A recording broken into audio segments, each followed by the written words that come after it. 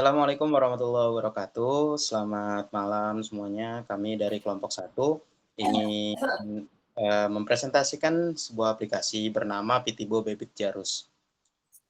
Aplikasi ini kita buat berdasarkan tempat magang yang telah kita dapat, di mana di tempat magang yang akan kami tempat yang akan jadi tempat magang kami ini memiliki sebuah website bernama Pitibo dengan background-nya itu sebagai sistem distribusi roti. Nah, karena tapi dalam penggunaan sehari-harinya aplikasi berbasis web ini tidak memiliki beberapa kendala seperti ketergantungan pada koneksi internet yang stabil, waktu loading yang relatif lama saat input data dalam jumlah besar, serta keterbatasan akses ketika jaringan sedang bermasalah. Nah, melihat kondisi tersebut, kami dari kelompok 1 ini berinisiatif untuk membuat versi desktop yang dari aplikasi Pitibo ini menggunakan bahasa pemrograman Java dengan IDE NetBeans serta MySQL itu sebagai database-nya. Nah, harapan kami dari pembuatan aplikasi ini adalah dapat mempermudah atau membuat pengerjaan para karyawan yang ada dalam Pitibo ini lebih efisien serta lebih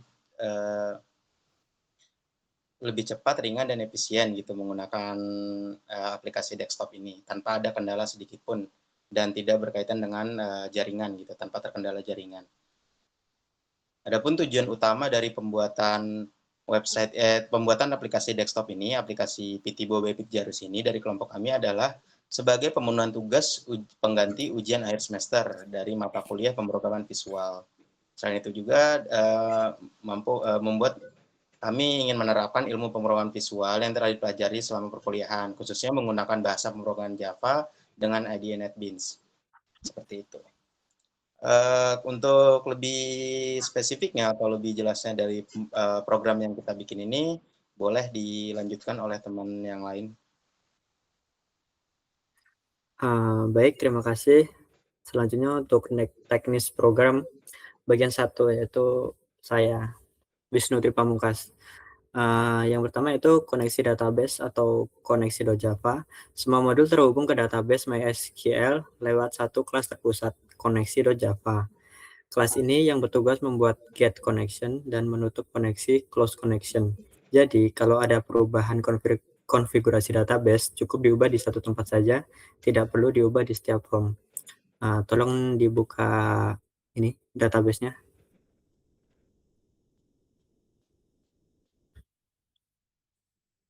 Di database Pitibo by Jarus ini kita memiliki 9 tabel, yaitu yang pertama detail pesanan, diskon toko, pelanggan, pesanan, produk, receipt, salesman, dan toko.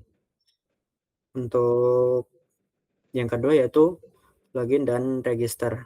Tolong buka form login.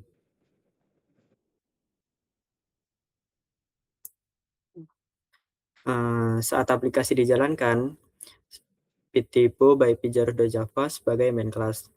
Form pertama yang tampil adalah login. User yang belum punya akun bisa register dulu. Data disimpan ke database lewat koneksi .java. Saat login berhasil, sistem memvalidasi email dan password ke database. Untuk manajemen sesi, setelah login berhasil, data user, ID, nama, role disimpan di kelas sesi secara statis, supaya bisa diakses dari form manapun tanpa perlu passing data berulang-ulang. Sesi juga yang menangani logout dan tolak akses, misal ada user yang mencoba akses menu yang bukan hak sesuai role-nya. Untuk navigasi antar form, navigator Java, tolong buka dashboard. Yang terakhir ada navigasi antar form, yaitu navigator Java.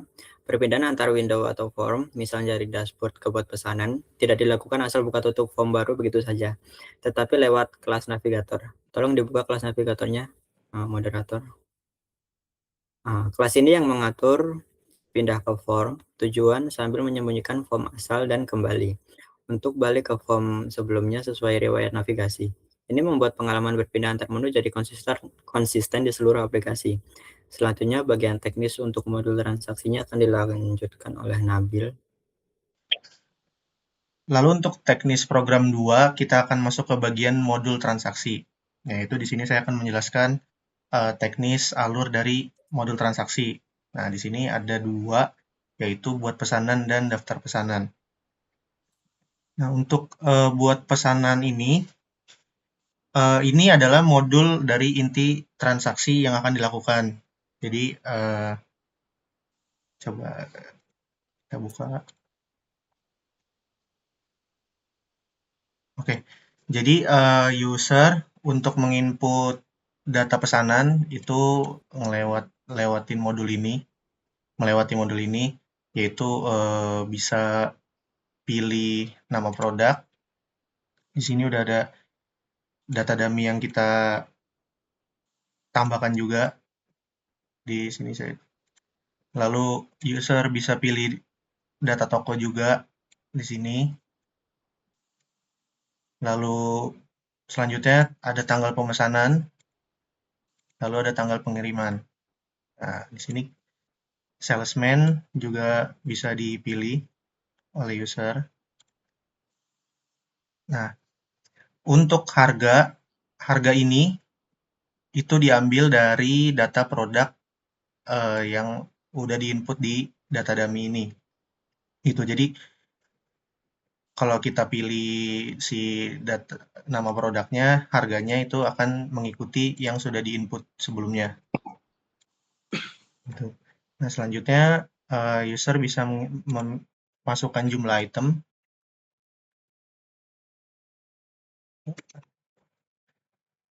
Nah, di sini kita menerapkan ada diskon per minimal quantity, yaitu untuk diskon 5%, yaitu untuk quantity item di atas 50, itu akan dapat diskon 5%. Lalu untuk diskon 10% itu quantity di atas 100. Jadi di sini kalau kita isi 50, di bawah 50, itu dia nggak dapat diskon. Lalu untuk pajaknya juga sudah terisi otomatis dari harga barangnya. Lalu di sini ada total harganya.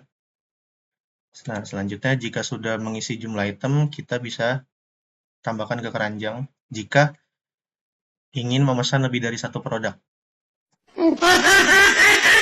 Kok error? Nah, di modul ini admin atau user bisa menginput data pesanan yang akan dipesan gitu ya.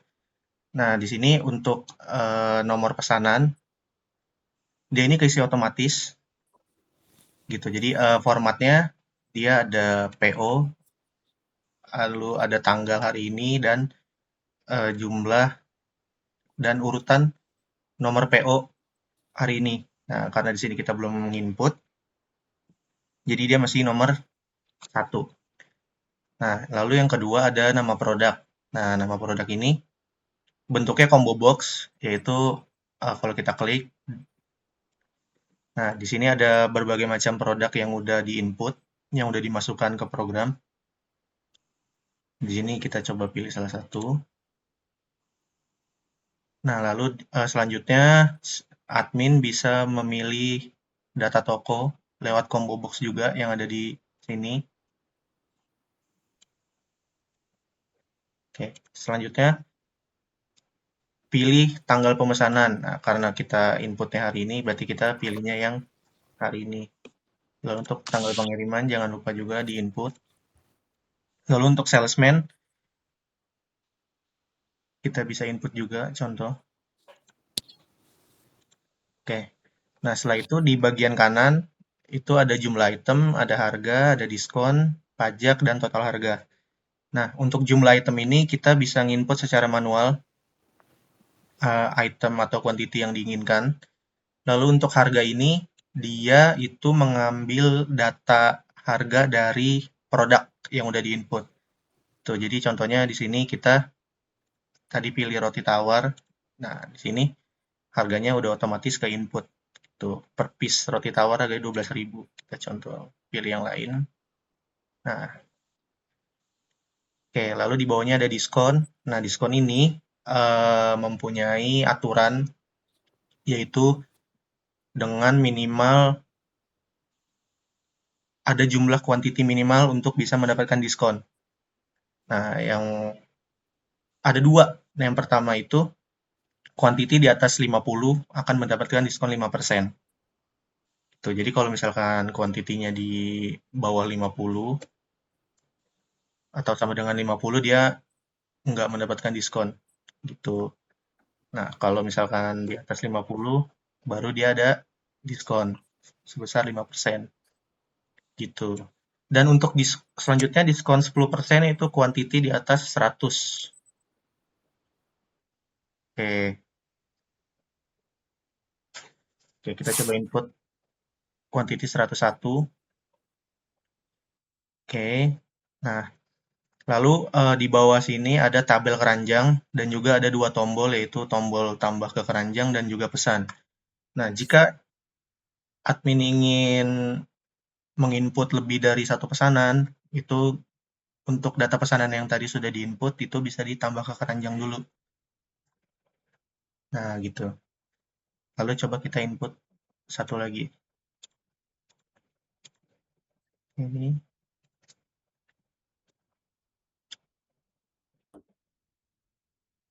Oke. Dan jika barang sudah diinput ke keranjang, itu nanti dia yang section di atas ini dia akan ke reset lagi gitu. Jadi kita harus pilih lagi secara manual. Oke. Dan juga untuk di keranjang jika kita mau ada revisi atau user melakukan kesalahan saat input, misalkan jumlah kuantitinya ternyata yang diinputnya harusnya tidak segitu, itu kita bisa diedit untuk di tabel keranjang selama kita belum pesan, itu kita bisa diedit. Nah, cara ngeditnya, kita tinggal klik kanan data yang mau diedit. Ini contoh yang di nomor data nomor 2, kita klik kanan, lalu di sini ada menu edit item. Oke. Nah, untuk edit ini, yang bisa diedit itu cuma dua, yaitu jumlah item atau quantity, dan juga diskon. Diskon ini harusnya mengikuti dari jumlah item, gitu. Jadi kita coba. Oke. Nah, jika dirasa sudah benar untuk input data pesanannya, kita bisa klik pesan sini. Oke, setelah itu akan muncul pop-up seluruh daftar pesanan berhasil disimpan ke dari keranjang. Klik OK. Nah, setelah itu data yang di tabel itu akan hilang. Nah, data yang di tabel ini akan dikirimkan ke modul daftar pesanan. Oke, kita pilih modul daftar pesanan yang di kiri. Oke. Di modul daftar pesanan ini isinya adalah menampilkan seluruh pesanan yang sudah tersimpan dalam bentuk tabel. Lengkap dengan kolom-kolomnya ini. Ada kolom status, nomor pesanan, toko, tanggal pemesanan, tanggal pengiriman, kuantitas, harga, dan diskon yang didapat. Oke, untuk setelah tadi kita udah input data buat pesanan, tuh data PO-nya atau data pesanannya itu akan dikirim ke modul daftar pesanan. Oke. Nah, by default untuk daftar pesanan itu dia statusnya draft. Nah, draft ini artinya orderan tersebut atau pesanan tersebut itu sedang diproses gitu. Nah, jika pesanannya sudah selesai, maksudnya pesanan yang sudah dipesan oleh customer sudah selesai, kita bisa edit aja pesanannya dengan cara klik kanan lagi, edit, lalu untuk statusnya kita pilih selesai. Nah, setelah itu status di sini akan berubah dari draft menjadi selesai. Nah, di sini yang berubah langsung 2 karena dia status ini nge-trigger dari nomor pesanan. Tuh. Jadi karena tadi kita ada buat 2 pesanan, jadi karena kita ubah status, dia di nomor pesanannya akan berubah semua, gitu. Lalu yang terakhir, saya mau jelasin dikit tentang data master, modul data master.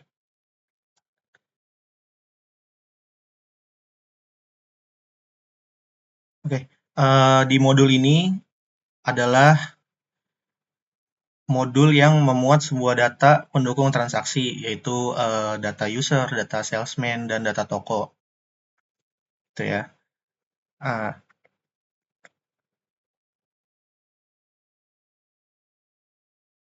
oke, saat user mengklik data master, itu by default akan ditampilkan data user berdasarkan tabelnya. Nah, di sini untuk di modul data user, kita bisa edit data user yang sudah ada kalau akses akun kita itu super admin gitu ya. Nah, contohnya kalau untuk nge-edit, bahkan kita bisa menghapus juga sebenarnya. Ini contohnya, kita contoh aja, kita edit gitu misalkan. Nah, di sini kita bisa ngedit namanya, ngedit passwordnya, grup aksesnya, gitu. Jika sudah kita edit, bisa klik update aja. Gitu. Dan ini berlaku juga untuk 3 modul yang ada di data master nih, yaitu data salesman, data toko, gitu. Nah, dari masing-masing 3 data ini, kita bisa menambah data lagi ke dalamnya. Nah, itu contohnya di data salesman. Nah, di sini ada tombol hijau, tambah salesman, gitu. Jadi kita tinggal ngisi aja untuk data-data si salesman-nya, gitu.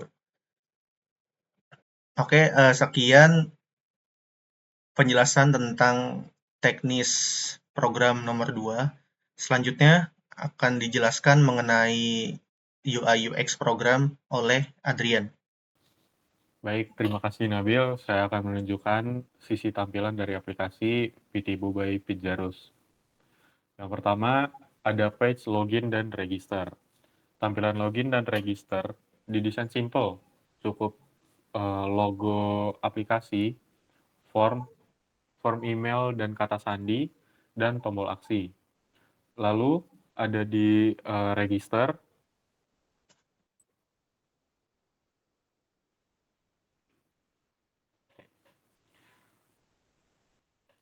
oke, di page register ini dikhususkan untuk pengguna baru untuk mendaftarkan akunnya masing-masing. Yang pertama user harus menginput nama, yang kedua email, dan ketiga kata sandi, lalu menekan tombol register.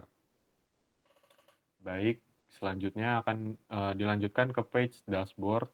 Baik, ini adalah menu utama atau dashboard dari aplikasi Pitibo ini. Lalu ini di bagian dashboard, setelah login, user akan diarahkan ke arah dashboard yang menjadi pusat dari navigasi aplikasi Pitibo ini. Di sini ada 4 menu utama yang disusun oleh grid 2x2. Yang pertama ada buat pesanan, yang kedua daftar pesanan, yang ketiga data master, dan yang terakhir adalah laporan. Jadi, user langsung tahu kemana dia harus klik tanpa perlu mencari-cari menu yang lebih sulit. Lanjut ke page buat pesanan. Baik, jadi ini adalah tampil dari page buat pesanan. Tampilan form pemilihan toko atau salesman produk ada di bagian atas. Dan tabel keranjang belanja ada di bagian bawah. Mirip alur transaksi kasir pada umumnya, supaya terasa familiar dan mudah menggunakan aplikasinya. Baik, untuk detail dari page buat pesanan ini, di sini di bagian atas ada navigasi untuk back, dashboard, produk, data master, laporan, dan pemesanan. Lanjut di bagian sisinya, di sini ada sidebar, yang menunjukkan untuk buat pesanan dan daftar pesanan. Lalu jika user sudah selesai memilih barang, user bisa menambahkan produknya ke keranjang atau langsung pesan. Lanjut ke daftar pesan dan data master. Baik, ini adalah tampil dari page daftar pesanan.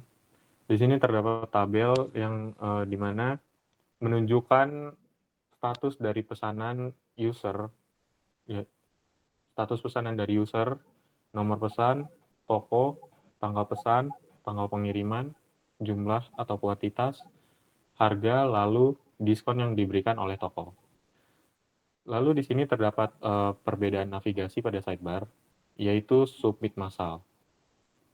Lanjut ke data master. Oke, ini adalah page data user sesuai namanya. Ini mencakup nama, email, grup akses, pelanggan, serta status. Lalu di sini juga kami menambahkan search box untuk memudahkan user mencari seperti nama dan lain-lain. Lalu ada tombol tambah user yang berfungsi untuk menambah user, lalu ekspor data untuk mengekspor data dari tabel-tabel yang ada di bawah. Lalu kita ke bagian sidebar. Di sini ada navigasi baru yang berisi data user, data salesman, lalu dan terakhir toko. Selanjutnya bagian laporan transaksi akan disampaikan oleh rekan terakhir kami, yaitu Yogi. Oke, terima kasih Adrian.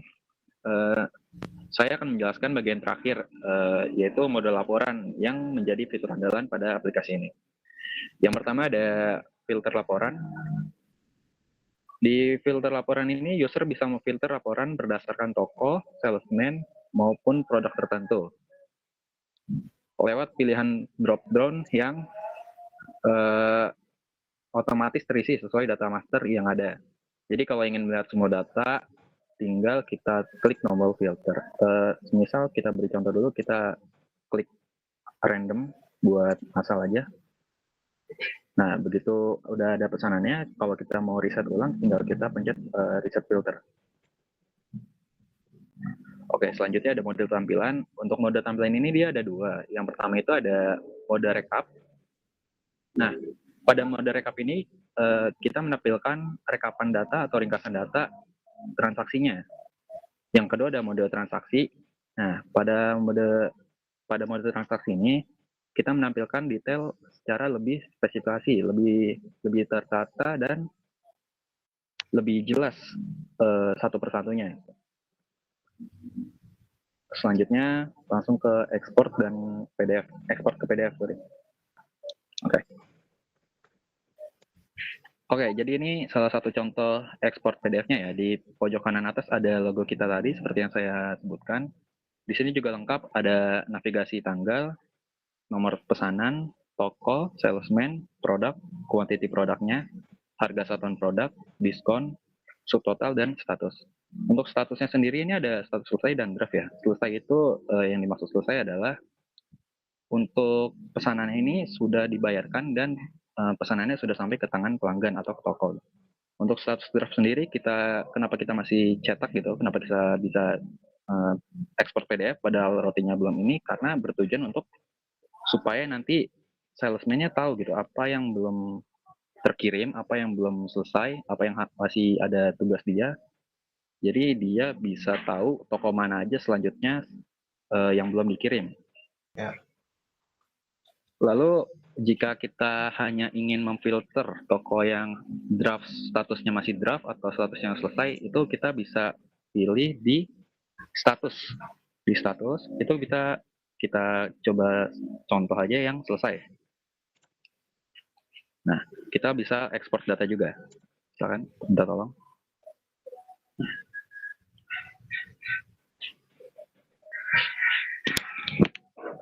Nah, kenapa ini cuma 2? Kenapa tadi banyak dan ini cuma 2? Karena kita memfilter data yang sudah selesai, data yang statusnya itu selesai, bukan yang draft doang. Jadi begitu kita filter statusnya, lalu kita ekspor PDF, itu yang keluar sesuai dengan yang kita filter gitu, tanpa membawa tadi status yang masih draft itu.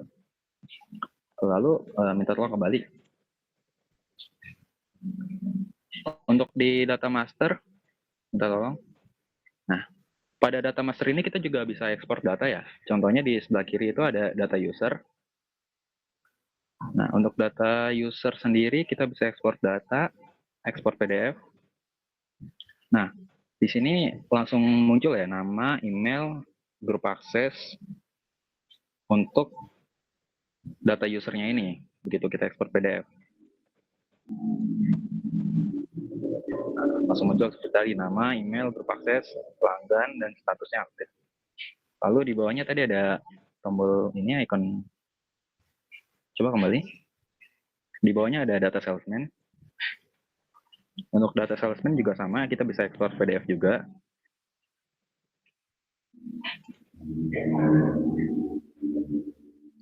Seperti tadi data user, data salesman juga ada nama, nomor HP, alamat, serta status ya.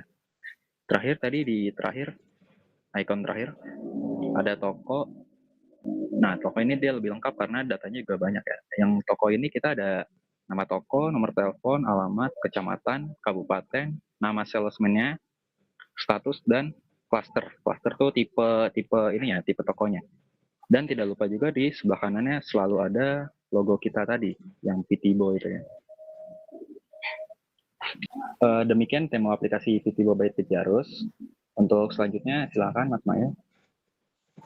Baik, terima kasih Mas Yogi. Untuk teman-teman semuanya, terima kasih sudah menonton video demo aplikasi dari kelompok 1 ini. Karena aplikasi ini masih dalam terus kami kembangkan dan dalam proses pengembangan, apabila dari teman-teman ada yang ingin memberikan kritik dan saran, kami sangat perbolehkan dan kami sangat menerima kritik dan saran tersebut. Jika ingin memberikan kritik dan saran bisa diajukan di kolom komentar, dan jangan lupa subscribe channel ini agar terus berkembang dan lebih semangat lagi dalam mengembangkan aplikasi ini. Sekian dari kelompok kami, kelompok 1. Kurang lebihnya mohon maaf. Wassalamualaikum warahmatullahi wabarakatuh. Terima kasih. Waalaikumsalam.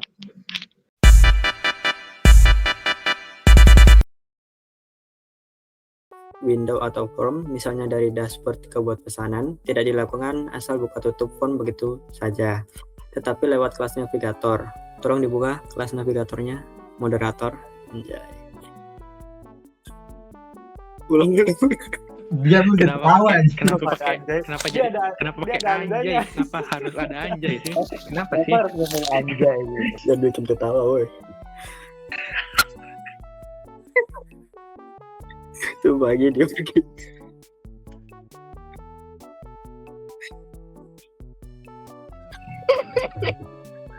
Yogi nge-troll Yogi ya. Serius. Gue diem ini. Editornya kasihan. Kasihan.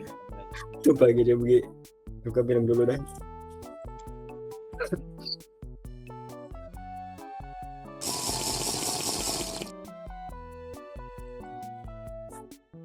Barangnya. Lalu di sini ada total harganya. Nah, selanjutnya jika sudah mengisi jumlah item, kita bisa tambahkan ke keranjang jika ingin memesan lebih dari satu produk. Kok error? Error, Cok. Aduh, kok error anjing. Oh iya, ada roll ya, anjir. Lupa. Sorry. Anjir. Lanjutin Aduh, error dari jalan. dari roll.